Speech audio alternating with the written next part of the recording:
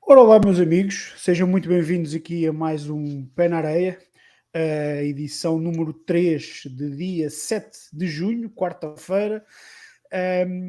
Muito obrigado por estarem desse lado, muito obrigado por continuarem, o feedback tem sido muito positivo, obrigado por partilharem, obrigado por visualizarem, é muito, muito importante para nós e agradecemos naturalmente todo o vosso destaque. Temos hoje uma surpresa para vocês, mas já lá vamos. Primeiro dar aqui as boas-vindas ao Diogo. Diogo, bem-vindo mais uma vez. Dei Olá, Xavier. o teu olá, rapaziada, Então, também. olá, pessoal. Obrigado mais uma vez por estarem presentes e acompanharem neste nosso Pé na Areia. Isso mesmo. Bem, hoje temos um convidado especial. O nome vocês são capazes de conhecer mais ou menos, são capazes de ter uma vaga ideia de quem se trata. É nada mais, nada menos do que Madjer. Madjer, muito, muito bem-vindo ao Pé na Areia. É um privilégio enorme ter-te por aqui. Obrigado e obrigado pelo convite.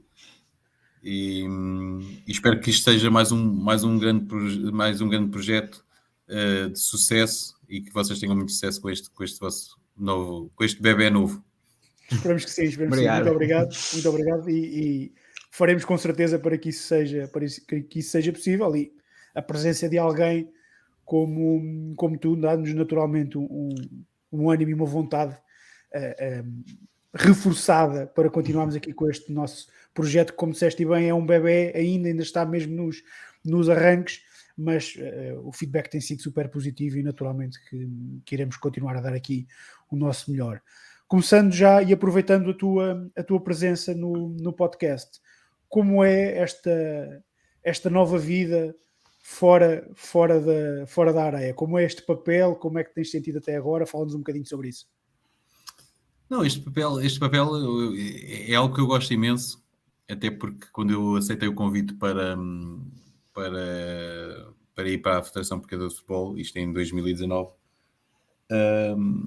não aceitei prontamente, porque primeiro tinha que saber se realmente tinha carta branca para desenvolver todas as lacunas que eu sabia, porque tinha estado no terreno e sabia e continuo e sei quais são as lacunas da modalidade, e só depois é que aceitei. A verdade é que foi-me dada a carta branca. Temos vindo a trabalhar conjuntamente num plano estratégico e de desenvolvimento do futebol de praia. E quando eu falo no futebol de praia, falo no geral. Nós não nos podemos esquecer que isto começou a ser construído pelo telhado, esta modalidade, e então temos que ir construindo, em vez de construirmos a base para depois juntarmos ao telhado, temos que ir construindo as paredes até chegar à base. E então é isso que temos vindo a fazer, penso com alguma taxa de sucesso. A prova disso é o aumento do número de praticantes e de clubes também, e também a vertente feminina a ter um papel preponderante também neste plano de desenvolvimento. E depois respondendo mais diretamente à tua pergunta, foi algo que eu tenho... Ou seja, eu basicamente por onde passei e a modalidade proporcionou-nos isto. É que nós, para além de atletas, éramos um bocado dirigentes nos clubes por onde passávamos, dado o amadorismo que ainda existia muito na modalidade, e então era um papel... às vezes havia clubes que eu vestia o papel de dirigente, de jogador. Às vezes primeiro era dirigente e depois jogador, outras vezes era jogador primeiro e depois dirigente. E então foi algo que eu aceitei com muito grado e que está-me a dar imenso prazer. Perfeito. É o verdadeiro desenrascanço português, não é? Aquela palavra tão nossa, mais do que a saudade, é o desenrascanço. Exatamente. Diogo, o que é que temos para falar esta semana? O que é que há em destaque? Então, esta semana vamos falar do estado da seleção feminina, que foi também uma surpresa que falamos na semana passada e que comuniquei no projeto. Voltamos a fazer a análise à jornada da elite internacional e vamos ver a Eurolinhas, que está aí mesmo à porta. Isso mesmo, boa. E vamos começar exatamente aqui pela seleção feminina e aproveitando também mais uma vez aqui a tua presença, Madjer, Fala-nos um bocadinho sobre isto, sobre o estágio, sobre a criação desta seleção, que é relativamente recente, não é? No contexto das seleções nacionais, a seleção nacional feminina, se não estou em erro, é a mais recente de todas as seleções nacionais, inclusive das outras modalidades sobre a égide da Federação Portuguesa de Futebol. O que é que levou à criação? Quais os objetivos para este estágio que está a decorrer agora? O que é que podemos esperar da Seleção Nacional Feminina nesta época 23? Bem, isto só fazendo aqui uma à parte, esta criação é uma criação que não foi esporádica. Esporadicamente surgiram umas aparições de uma seleção feminina com base em jogadoras oriundas do futsal e do futebol 11. Tinham participações em algumas competições internacionais, nomeadamente na Suíça, no próprio Mundialito aqui em Portugal, por mais que uma vez, mas era um projeto esporádico, ou seja, não era um projeto consistente, e mais, porque também não tínhamos o campeonato feminino, e assim que o criámos, só faz sentido nós criarmos um campeonato se tivermos depois uma seleção, para além de motivarmos as atletas que apostam no futebol de praia e os clubes, as atletas acabam por ter um objetivo principal, tal como no futsal, acontece no futsal e no futebol 11, que é o objetivo principal é jogarem bem nos clubes, os clubes potenciarem ao máximo os seus atletas e, neste caso, as suas atletas, para elas depois atingirem aquilo que é a cereja no topo do bolo, que é uma seleção nacional. E assim foi. Assim criámos a primeira competição feminina. No final dessa competição feminina houve logo um estágio de observação, e esse estágio de observação serviu realmente como rampa de lançamento para enraizar o que é a seleção feminina A. E depois, tendo este enquadramento, como é óbvio, há muitos clubes que foram criados, por exemplo, esta época e na época passada, no segundo ano de Campeonato Nacional, muito fruto disso, porque é um imenso orgulho para alguns clubes que são clubes a nível de futebol 11 e mesmo de futsal, que não são a montra grande como são outros, e que acabam por ter uma grande montra quando tem uma atleta ou duas ou três colocadas num panorama mundial, como é uma seleção nacional. E acho que isto é que tem sido o mais importante, tem sido, sem dúvida, a nossa grande base, e tem sido uma base consistente, porque a qualidade está cá. Nós vemos que o primeiro ano, elas no Campeonato da Europa ficaram em quinto, no segundo ano já ficaram em terceiro lugar. Isto demonstra que existe uma qualidade em Portugal, que não é só no masculino que existe, mas que no feminino também, e que tem que ser aproveitado. Claro. E cá estaremos também nós, dentro do possível, para ajudar a dar esse destaque à seleção feminina e à competição feminina também, porque, como tu dizes bem, é isso que ajuda a motivar as atletas, é isso que ajuda a motivar os clubes, porque quando falamos numa dimensão mais pequena, e perdoa-me aqui a expressão, quando me refiro ao futebol praia, considerando tudo aquilo que o futebol praia já fez de bom, mas é isso que tu dizes, é um clube que numa outra modalidade, que se joga com os pés e que tem balizas, não está habituado ou não tem a ambição de ter atletas a competir numa seleção nacional e conseguem-no fazer pela porta do futebol praia, e isso é naturalmente muito, muito importante e dá um ânimo diferente também aos clubes e às atletas para continuarem a trabalhar nesta modalidade. Portanto, também cá tentaremos dar o nosso destaque. De nada. Pronto, e então, concretamente neste estágio, ainda é algum tipo de estágio de observação, chamemos-lhe assim, ou já é uma coisa mais de preparação para as competições que aí vêm? Bem, é um estágio de observação / preparação. Isto porquê? Porque nós este ano fizemos um enquadramento do calendário, não só o masculino, mas assim como o feminino. Fizemos um enquadramento para que, como nós ainda vivemos muito com base de jogadoras que ainda estão no ativo no futebol 11 e no futsal, para não prejudicar as bases delas, nós fizemos este enquadramento no término da época delas, ou seja, muitas delas acabaram, há pelo menos 3 que ainda não acabaram, que são as jogadoras do Futebol Benfica, e os da Ilha também, que têm uma fase de apuramento de campeão, já subiram de divisão, mas têm fase de apuramento de campeão no Futebol 11, mas de qualquer maneira não tem tanto impacto como teria se nós fizéssemos este estágio há poucas semanas atrás. E então daí, esta janela é uma janela que foi bem pensada, ponderada, de forma a haver uma observação / preparação, porque elas daqui depois não têm mais estágio nenhum, não têm competição a nível nacional, ou seja, porque elas, o ranking da prova nacional, do campeonato nacional, será só após o regresso e se Deus quiser com as medalhas, após o regresso da Polónia, isto de forma a elas trabalharem nos clubes sim, mas com foco numa das principais competições desta época, uma competição do Comitê Olímpico, que tem um impacto enorme. E eu ainda ontem, quando tive a oportunidade de falar com elas na reunião de arranque, disse-lhes, não se esqueçam do que eu vos disse no primeiro dia, desde que nós começámos este projeto do futebol feminino de praia. Foi, a cada ano vamos crescer, a cada ano vamos ter mais competições e a cada ano vamos ter mais reconhecimento. E a verdade, o reconhecimento, nada melhor do que termos um reconhecimento do Comitê Olímpico, e mais ainda termos mais competições para elas usufruírem de um contexto de seleção nacional e poderem evoluir num contexto de excelência. Perfeito. É isto. Vamos dar aqui vamos estar atentos a essas medalhas e ajudá-las, se for preciso, depois a dar aqui o espaço para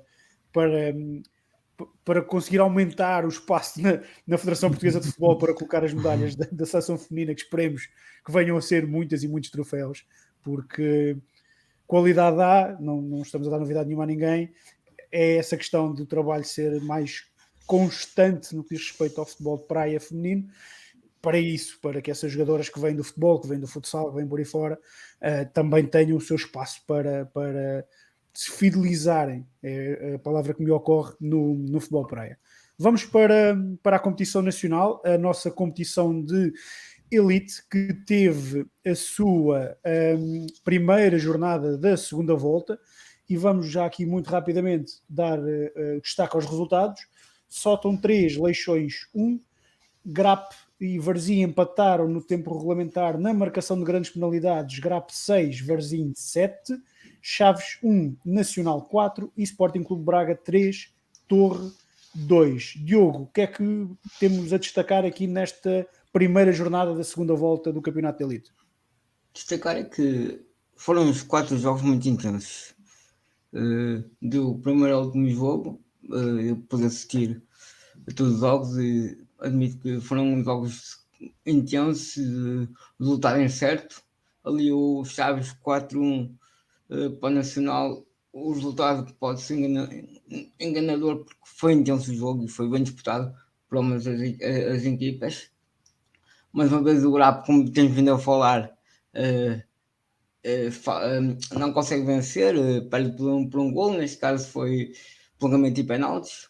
O Braga venceu por 3-2 e o Sótão venceu o Luxas por 3-1, logo a abrir o sábado de manhã, num jogo que até ao fim podia ter tido mais golos. É isso mesmo. A rapaziada do Grap continua aqui com o mesmo problema. Estão infelizmente para eles, há 8 jornadas no quase que conseguem, mas falta sempre ali qualquer coisinha. Por outro lado, quem ainda não conhece o sabor da derrota neste Campeonato Nacional de Elite é a rapaziada do Sótão. Primeiro lugar, 8 jogos, 8 vitórias, 22 pontos. Segundo, Sporting Clube Braga com 21. Nacional em terceiro com 18. Leixões em quarto com 12. Fecha a zona dos playoffs de apuramento de campeão. Em quinto, Varzim com 6. Torre também com 6. Chaves com 3 pontos. E o Grap no fundo da tabela classificativa com 2 pontos somados apenas ao fim destas 8 jornadas. Madger, o teu olhar sobre esta edição 2023 do Campeonato Nacional de Elite. O que é que tens achado da competição em si, da competitividade que o Diogo também tem vindo a falar aqui nestas últimas 2 semanas? O que é que te apraz dizer sobre esta divisão maior do futebol praia em Portugal? Bem, eu acho que ao contrário, e tendo em conta, nós não nos podemos esquecer, tendo em conta as perdas significativas que tivemos em termos de clubes da elite. Eu agora não tenho aqui de cabeça, mas eu acho que se nós puxarmos atrás e conseguimos recuperar a tabela classificativa nesta jornada, precisamente na época passada, parece-me a mim que está muito mais equilibrado. E quando eu falo muito mais equilibrado, não existe um fosso. Por exemplo, se formos olhar para o último classificado, o ano passado o último classificado fez 0 pontos. E este ano temos aqui o GRAP, que é no quase, como vocês têm vindo a dizer bem, eu vejo os jogos todos, e realmente o GRAP, eu acho que falta uma vitória, porque o GRAP joga bem, por vezes está à frente nos resultados, está muito bem a gerir o jogo, mas depois em momentos acaba por sofrer um golo contra um pouco a maré do jogo. E a verdade é que eu tenho a impressão que quando o GRAP tiver uma vitória, vai motivar a equipa e provavelmente vai fazer subir, pelo menos, na tabela classificativa. Depois, relativamente às restantes equipas, começando pelo topo, há 3 equipas que nitidamente se distanciaram logo nestas primeiras jornadas, na primeira volta. Foi o Sótão, foi o Braga e foi o Nacional. Fruto de uma consistência, ou seja, têm vindo a ser muito consistentes nos jogos, nos seus princípios de jogo também, têm sido fiéis aos seus princípios de jogo.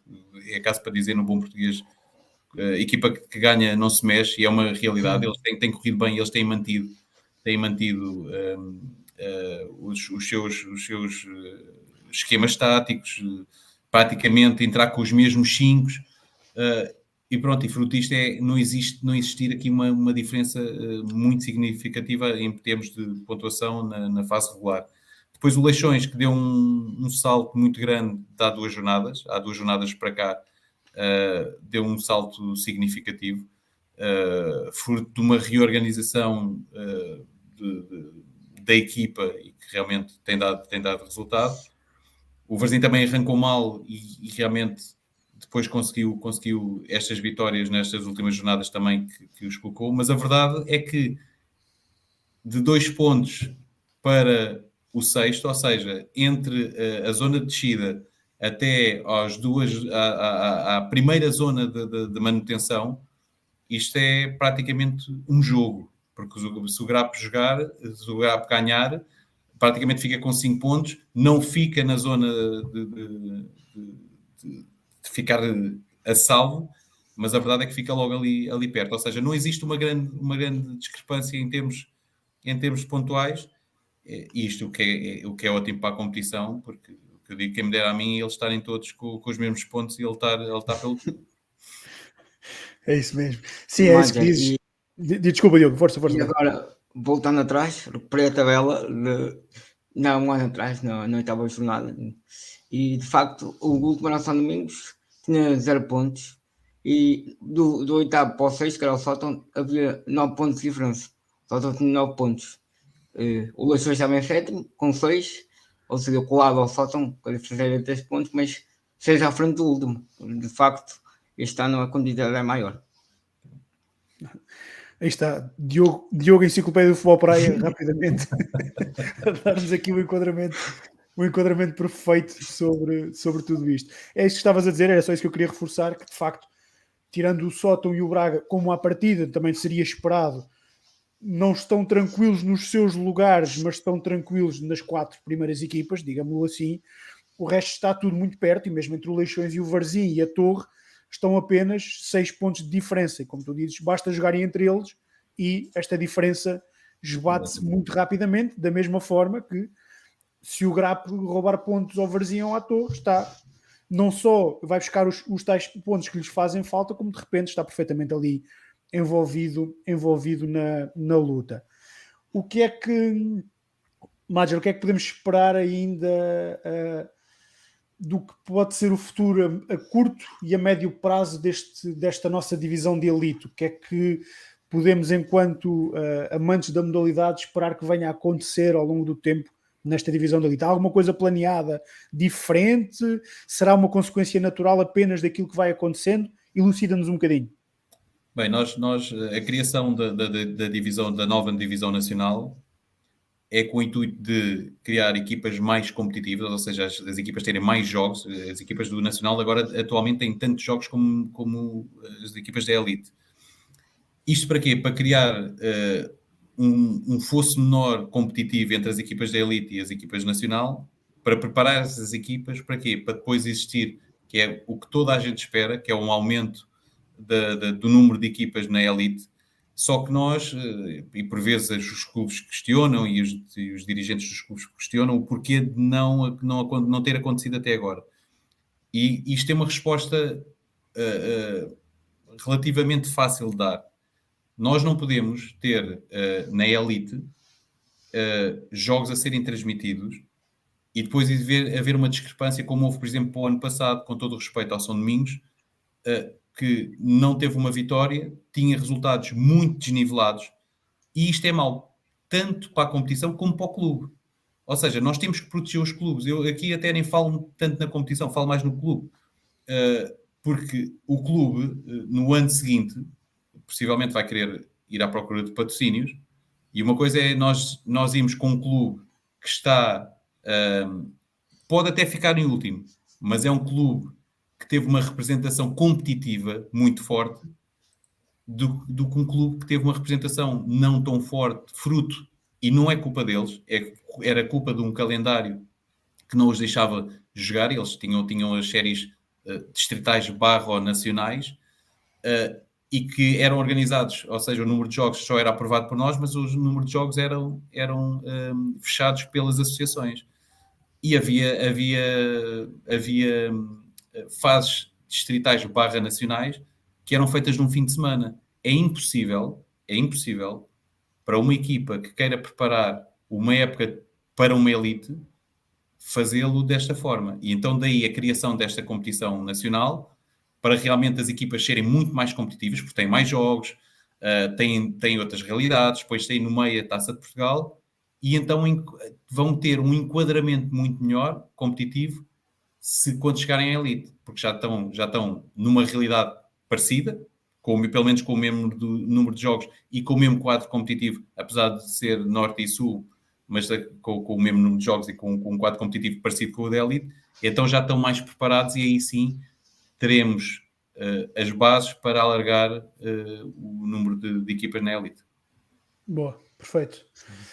O que também nos parece, e ajuda-nos se estivermos aqui enganados, é que está a haver um cuidado maior pela parte da Federação em validar os locais com melhores condições para que as jornadas sejam disputadas. Parece-me que isso também está a acontecer. Sim, isso está a acontecer, apesar de nós sabermos que é complicado. Nós ainda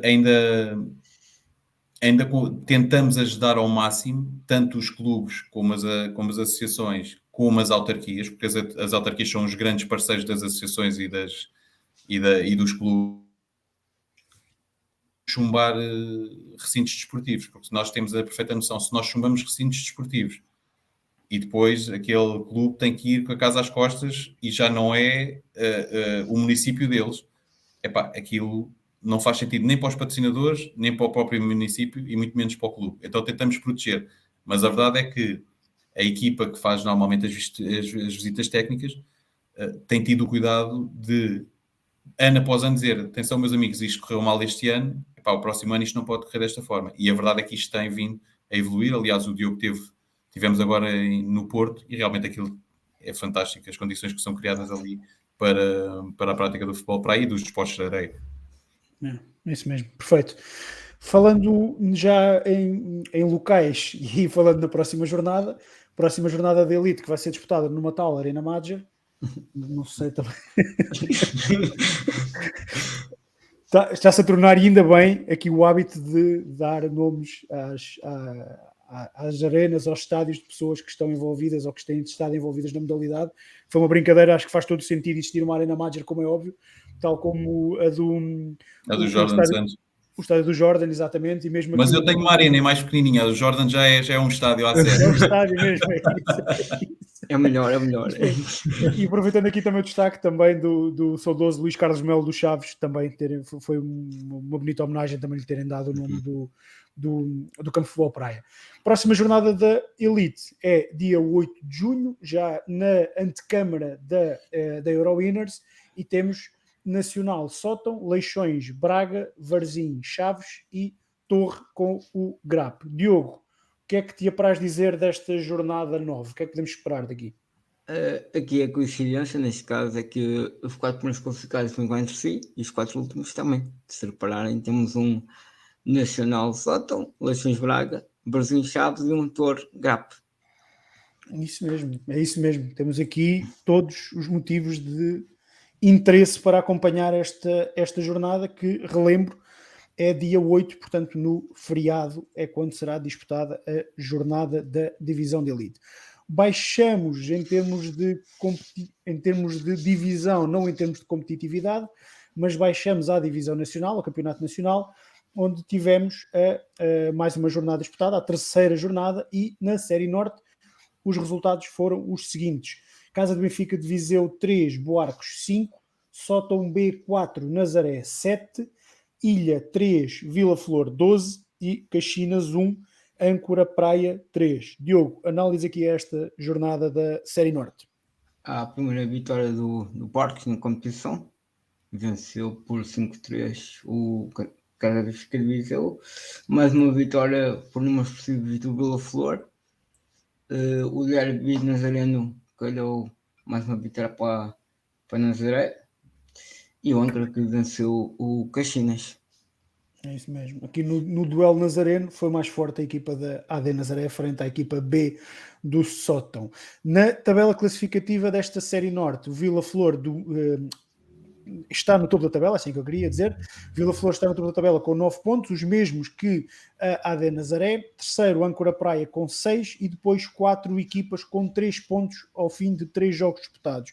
Respectivamente, Caxinas, Casa Benfica de Viseu, Sótão B e Boarcos. Ainda sem pontuar no fim destas 3 jornadas, o Ilha com 0 pontos. Baixando geograficamente, na Série Sul, Sesimbra 4, São Domingos 2, Estrela 4, Chelas 7, São Domingos 7, Tavira Praia 3 e Vitória Futebol Clube 4, Sesimbra 2. Destaques desta jornada da Série Sul, Diogo?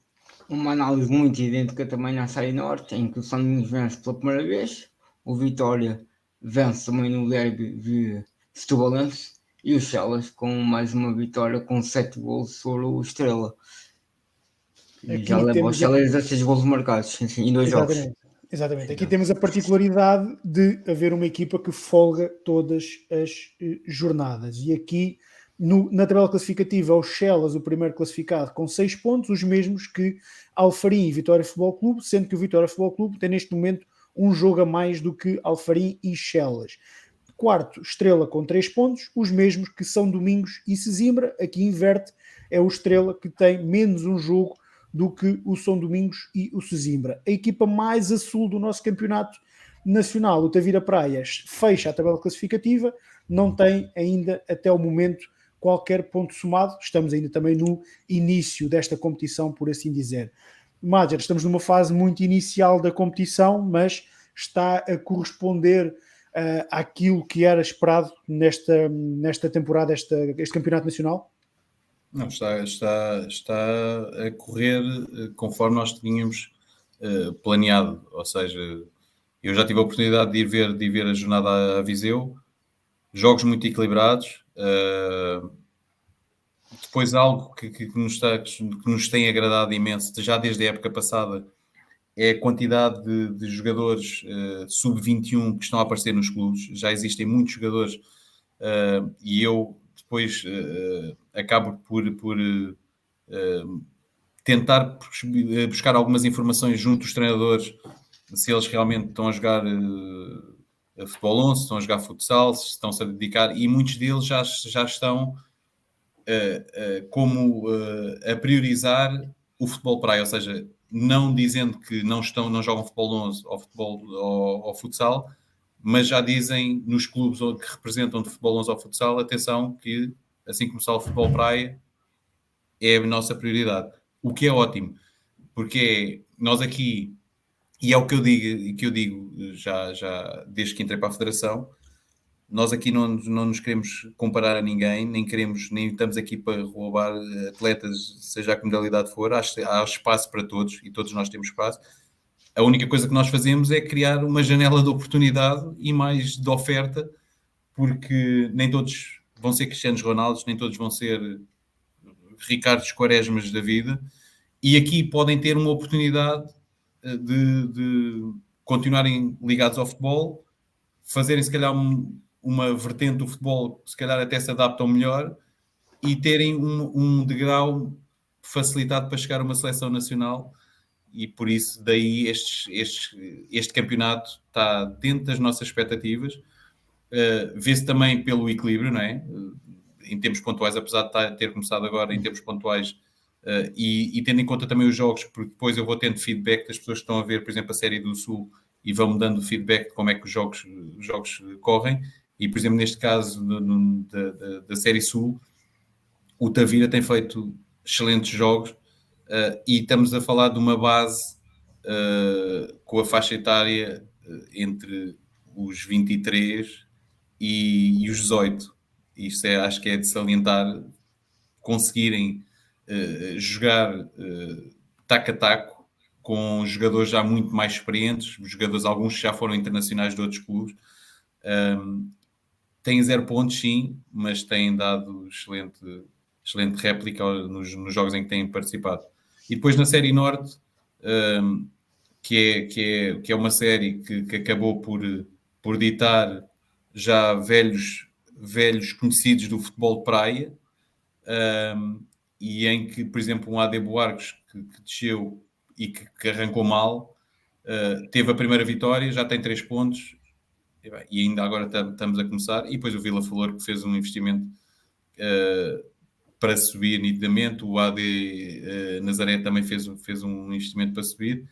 E o Âncora Praia, que eu vi o jogo em Viseu e que me surpreendeu pela organização tática, que se tem sido assim, tal como tem passado, uma coisa é nós vermos, outra coisa é passar-nos a informação, não é? Realmente merecem estar no lugar onde estão. E depois o Caxinas, que é sempre um candidato. Aliás, o Raul do Caxinas, que eu conheço bem, ele quando se coloca não quer dar passos maior que as pernas, mas tal forma é a organização deles que, pronto, acabam por ter sucesso. E pronto, é isto o que se quer: campeonatos equilibrados, 9 pontos de distância entre o primeiro e o último, ou seja, estamos a falar aqui de 3 vitórias, e ainda temos muito campeonato pela frente. Isso mesmo. Tudo isso que disseste é naturalmente salientar. O Caxinas, como disseste bem, é um caso de estudo no futsal, e entrando no futebol praia, não tenho dúvidas que, como disseste bem, fruto da enorme organização que já tem, de toda a sua estrutura preparada para competir, que por naturalidade acabam por estar sempre na luta pelos títulos e na luta por fazer coisas muito, muito interessantes. E depois salutar bem aqui a rapaziada do Tavira Praia, que com as dificuldades que disseste, quer em termos etários, quer depois geograficamente, porque existir aqui uma distância muito grande entre o Tavira e depois a equipa mais a sul logo a seguir, em que isso estão a bater-se com jogadores de elite que já estiveram na elite há muito pouco tempo, com clubes que estiveram na elite há muito pouco tempo e com internacionais portugueses. E isso é de facto salutar, e também aqui a nossa saudação especial para a rapaziada do Tavira Praia. Temos sempre algum carinho por a rapaziada que enfrenta dificuldades maiores para estar nas competições, porque são essas que também ajudam a que as competições cresçam, e é normalmente de quem mais luta, de quem mais dificuldades tem, que acabam por sair sempre aqueles que têm um percurso mais interessante depois para se acompanhar nas modalidades. Diogo, há por aí, ou vai haver por aí, uma taça nacional. O que é que te apraz dizer sobre esta competição? Bem, é uma competição que, para já, permite o aparecimento de novos clubes, e ao aparecer novos clubes, novos jogadores e de preferência e também jogadores jovens para o nosso futuro. Penso que prevejo que sejam jogos também bem disputados e pelas várias associações que já conhecemos, por exemplo, o calendário que vai haver em Aveiro, depois também posteriormente vamos saber mais competições e mais calendários, mas no geral penso que é uma prova que nos vai facultar mais equipas, à modalidade e mais jogadores, e é isso que também pretendemos. É isto, Major? Está tudo dito. O Diogo, atenção, a enciclopédia não falha. Não, sem dúvida. Eu posso-vos dar aqui algumas notas. Uma das notas é, nós tivemos agora, na sexta-feira, tivemos basicamente a informação das duas últimas associações de forma a que se iriam organizar nas provas distritais, e tenho-vos a dizer que duplicámos o número de clubes. Neste caso, no ano passado era uma prova nacional, não era distrital, mas / nacional, e este ano, mesmo sendo só uma prova totalmente distrital, aumentou-se o número de clubes, fruto de Aveiro, por exemplo, que tem um número bastante bom de clubes, tanto no masculino como no feminino. Fruto, por exemplo, de Castelo Branco também, que não estava no panorama e entrou no panorama. O Algarve volta em força. Bragança, depois Leiria, que é sempre uma zona bastante forte. E eu acho que finalmente as associações, nós fizemos aqui um abre-olhos, nós tivemos reuniões durante a época passada presenciais com os presidentes dos clubes e com os representantes das associações, peço desculpa, com os presidentes das associações e com representantes das associações que são aqueles que trabalham no futebol praia, onde dissemos que, meus amigos, vocês têm que abraçar de uma vez por todas o futebol praia, e mesmo que tenham só 1 ou 2 clubes, juntem-se. Acho que as associações, isto só faz sentido se vocês se juntarem, fizerem inter-associações, inclusive existe, é público, ou seja, porque a federação é tudo público, não é? Existem apoios para competições interdistritais, então aproveitem esse apoio que existe, juntem-se, não deixem ao futebol, se tiverem um clube na vossa associação, não deixem o clube morrer porque me dizem que não têm mais do que 4 clubes para fazer uma prova distrital. Não, contactem-se, falem entre vocês e arranjem forma de fazer interdistrital. O que é que isto vai fazer? Vai fazer com que, por exemplo, vou-vos dar aqui um exemplo, que é um exemplo real. Nós temos Leiria atualmente que, com esta questão do distrital e da prova nacional, houve muitos clubes, dado o ranking deles, que subiram à prova nacional, fruto da qualificação direta ou então da ocupação de vagas. E quando assim o é normal que as associações fiquem um pouco mais fragilizadas porque vão clubes para uma prova nacional e o distrital depois fica com menos clubes. Mas a verdade é que depois a Associação de Leiria, com esta dinâmica, o que é que faz? Contactou logo Santarém, que tem 3 clubes, contactou mais Coimbra, contactou mais algumas associações, de forma a fazer uma prova interdistrital, a dividir o campeonato em vários locais, não só locais da região, mas nos outros locais onde existe, por exemplo, só um clube, para também os patrocinadores desse clube sentirem que jogam em casa e que podem ver, jogar perante os seus adeptos, e que o próprio patrocinador está ali, vai ver o jogo, do que ter que se deslocar, por exemplo, um de Santarém, de ter que se deslocar a Coimbra. E então é isto que o futebol praia, acho que precisava, e ainda precisa muito deste envolvimento das associações, mas estamos no bom caminho e acho que isto foi um abrir de olhos, no bom português, as reuniões que nós tivemos o ano passado com as associações. Claro que houve outras que entraram no panorama e rapidamente, fruto também dos custos de locação e tudo, acabaram que é o caso da Madeira. A Madeira é um caso de uma grande dificuldade, mas não só no futebol praia, é no futebol 11, é no futsal, fruto da distância, a Madeira, os Açores, mas isso nós tentamos combater da melhor forma, mas por vezes não conseguimos combater da forma que nós queremos. Claro, percebido. Impecável. Estamos aqui à beirinha do arranque da Euro Winners, quer da Challenge, quer da Cup, na vertente masculina e na vertente feminina.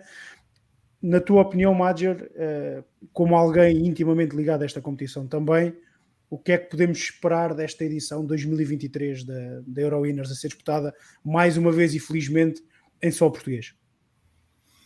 Não, assim, vamos esperar uma Euro Winners competitiva, apesar das questões das equipas russas e da Bielorrússia, não é? Que eram equipas fortíssimas e que a sua não participação acaba por fragilizar em termos competitivos a competição, mas de qualquer forma existem países com grande tradição, já alguns deles já venceram a Euro Winners com os clubes deles, que é o caso da Itália.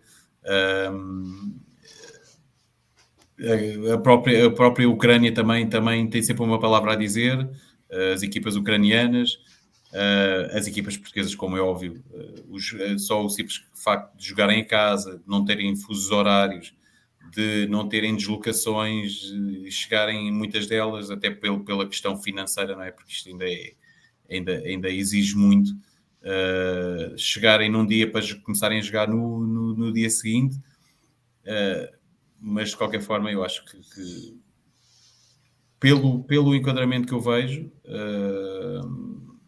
vai ser uma competição, ambas as competições vão ser bastante disputadas, mas tem que ser realista, e acho que temos que ser realistas sempre. O Braga parte em vantagem, na minha opinião, fruto também da não participação dos clubes russos e da Bielorrússia, mas mesmo que eles tivessem, partia em vantagem, porque sem dúvida é número 1 do ranking, é a equipa que continua, em termos estruturais, mais forte, mais profissional, e por isso eu acho que em relação à Euro Winners, parte como favorito. Depois dar uma palavra ao Sóton, de atenção a este Sóton, a este remodelado Sóton, pode-se dizer assim, que acaba por ser uma equipa que tem vindo a dar provas no Campeonato Nacional, inclusive é a primeira da fase regular até ao momento, e joga em casa, não é? Depois tem essa vantagem de jogar aqui, perante o seu público, perante as suas famílias, e isso, eu que estive lá, sei o que é isso, sei o que é jogar e jogarmos perante o nosso público, motiva-nos a triplicar.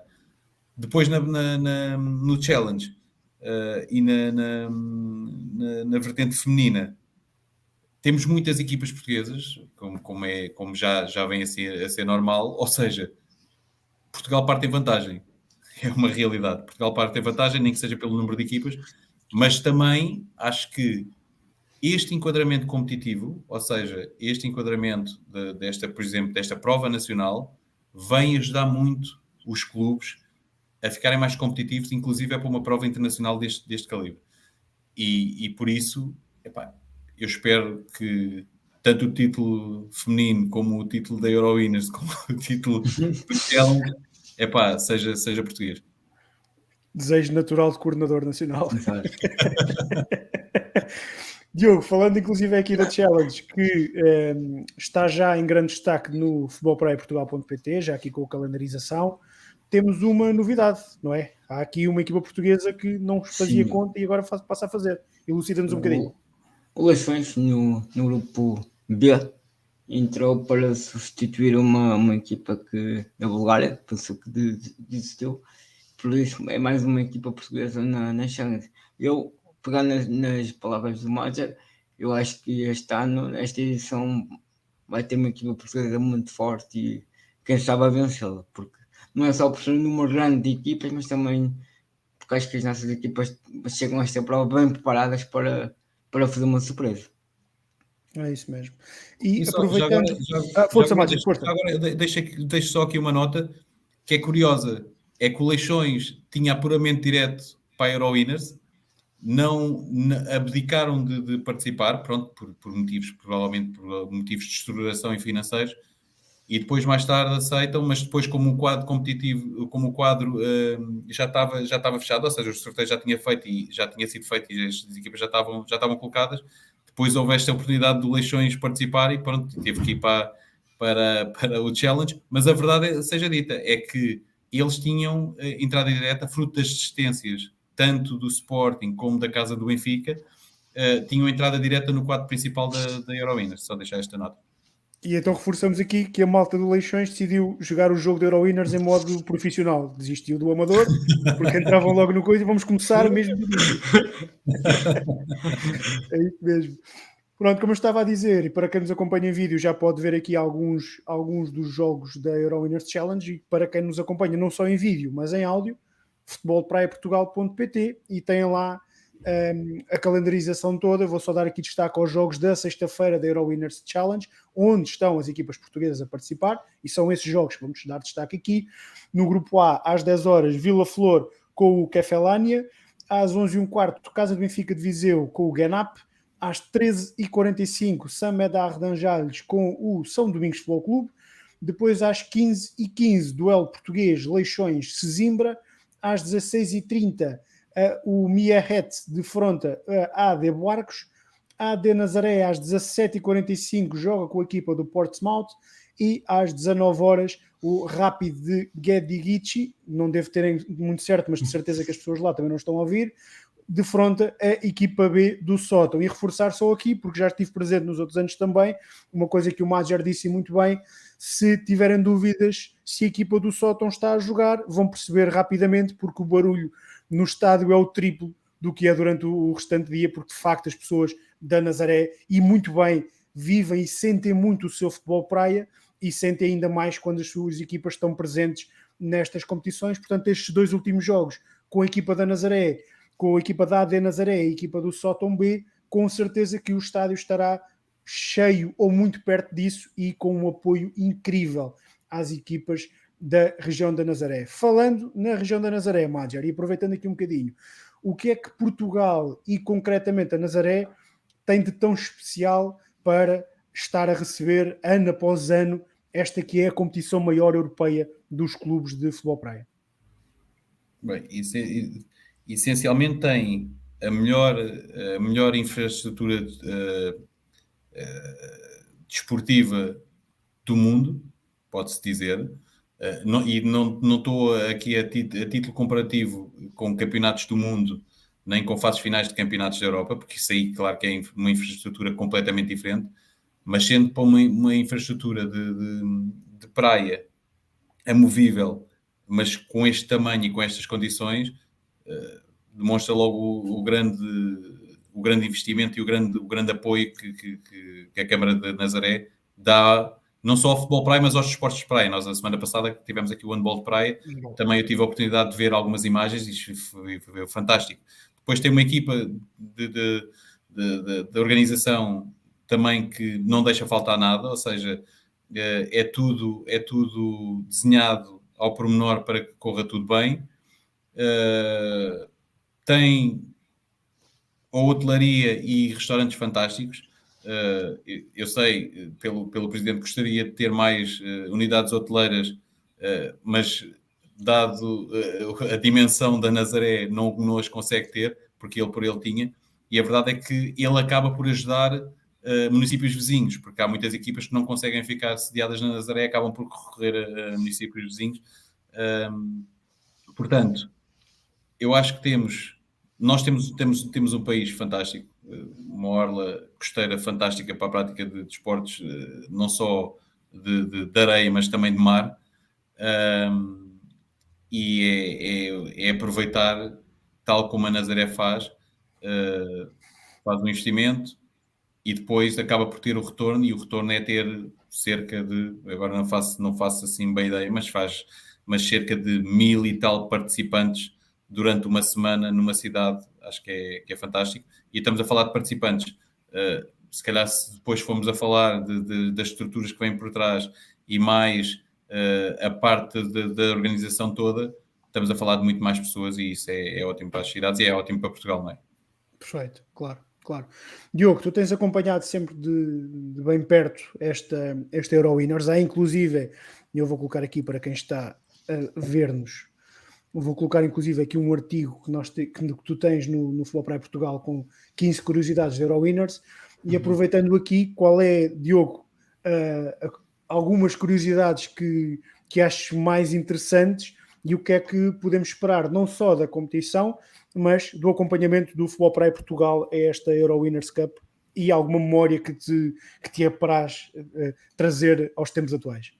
Não, todas as curiosidades que eu coloquei aqui, todas elas são curiosidades, são histórias que eu fui gravando e que vou pesquisando e apontando.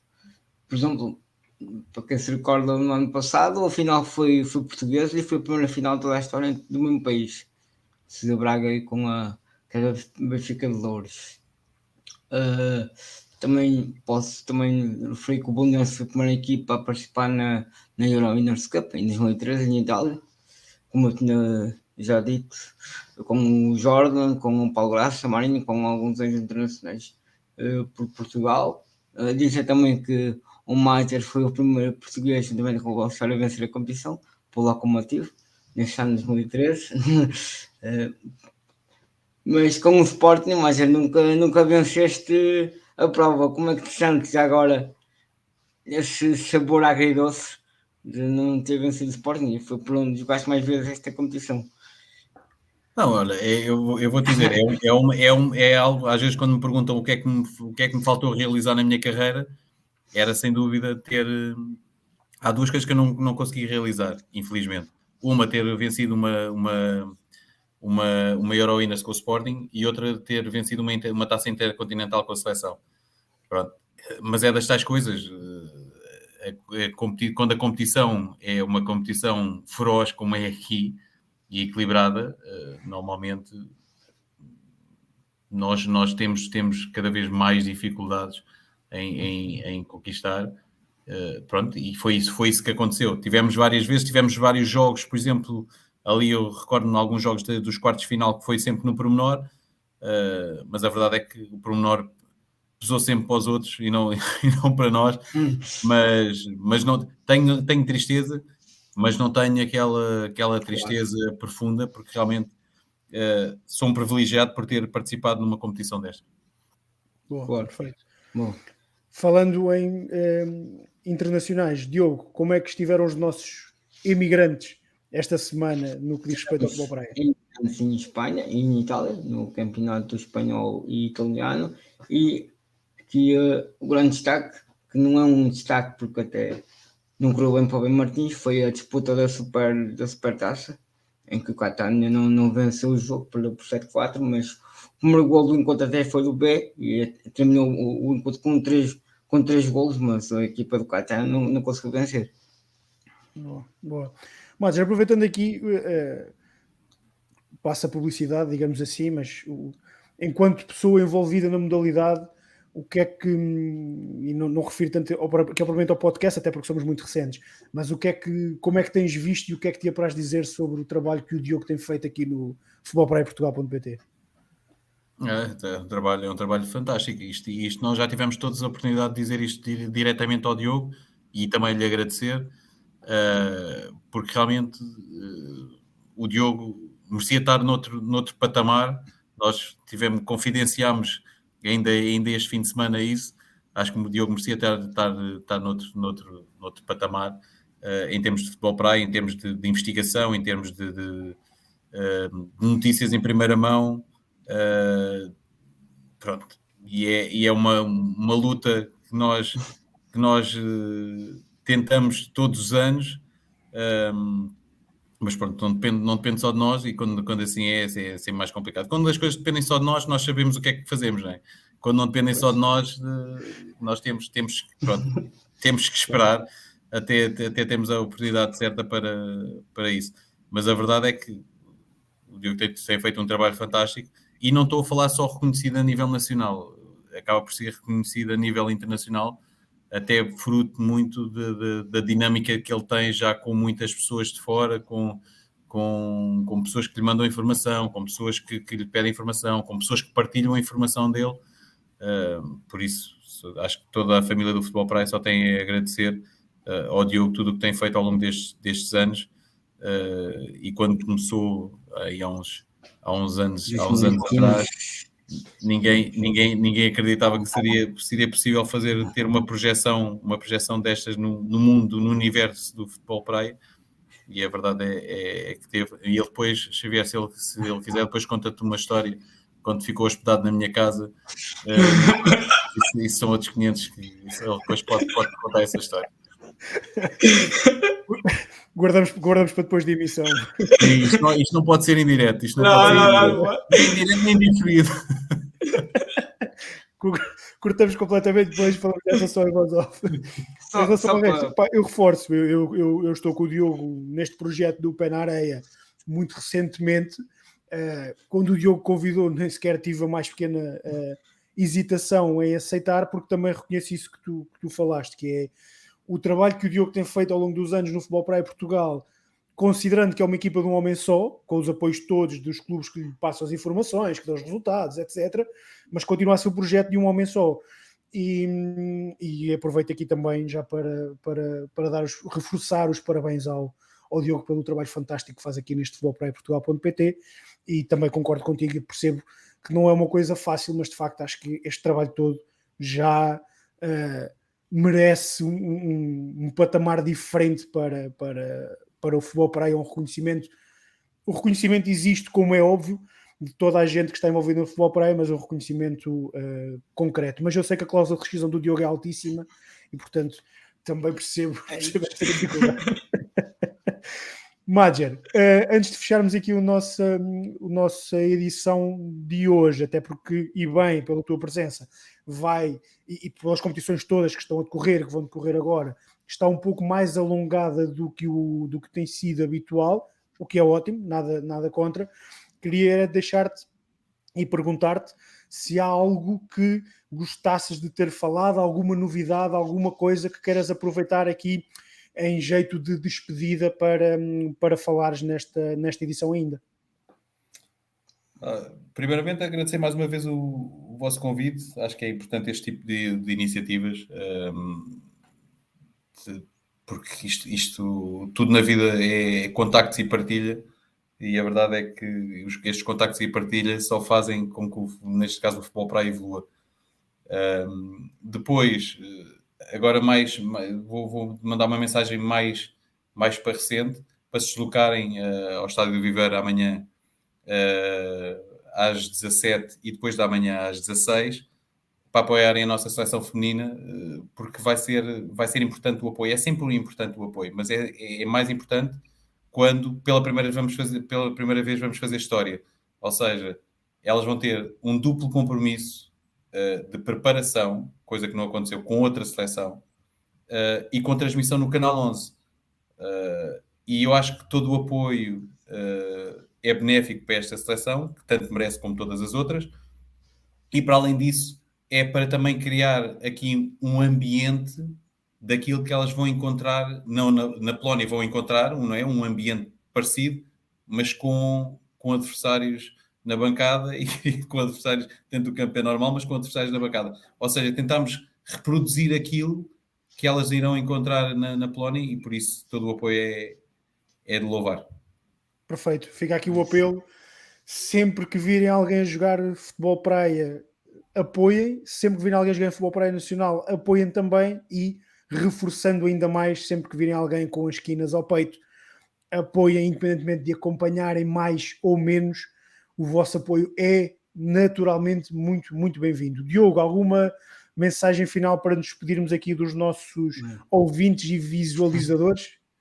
Antes de mais, agradecer o convite e as palavras do Madger, que é sempre de louvar, e pronto, digamos que o agradecimento que as pessoas fazem, neste caso do Madger, é bom, claro que é bom, claro que foi isso que até hoje também motivou a continuar a fazer mais e melhor, e penso que vai ser sempre assim no futuro.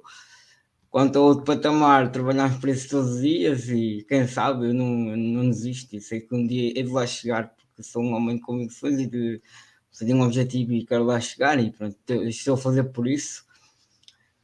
Pronto, e quanto ao assunto que o Major falou da partilha, pronto, deixa eu ver. Pessoalmente, se calhar também te conto, mas não agora, porque não se pode fazê-lo. E dizer-te que, Major, há cerca de 20 e tal anos atrás, 20 e poucos anos, quando começaste a tua carreira, eu vi-te na televisão e achava-te um ídolo, e não acho, e nunca pensei que tivéssemos aqui nesta conversa, não só agora, mas com tudo que já fizemos até agora e que podemos vir a fazer. É sempre uma coisa especial para mim e agradeço tudo que tens feito e que me tens ajudado. Obrigado pelas palavras. E dizer-te que agora tens 2 problemas para resolver. Um é contar a história e o segundo problema que tens para resolver é falares com o Rio Ave, que é para baixar a cláusula de rescisão. Combinado? Só não sei qual é que é o mais difícil de resolver. Mas Pois eu também não. Mas se calhar se contares a história, não complica em casa. Não, pode ser ao contrário, é isso. Pode contar a história no Rio Ave e isso servir para... Pois, também. É melhor não. Major, Diogo, muito obrigado naturalmente. A rapaziada que tem estado desse lado, muito obrigado por estarem connosco em mais uma edição deste Pé na Areia. Reforçar aqui mais uma vez, especialmente, o agradecimento ao Major por estar presente.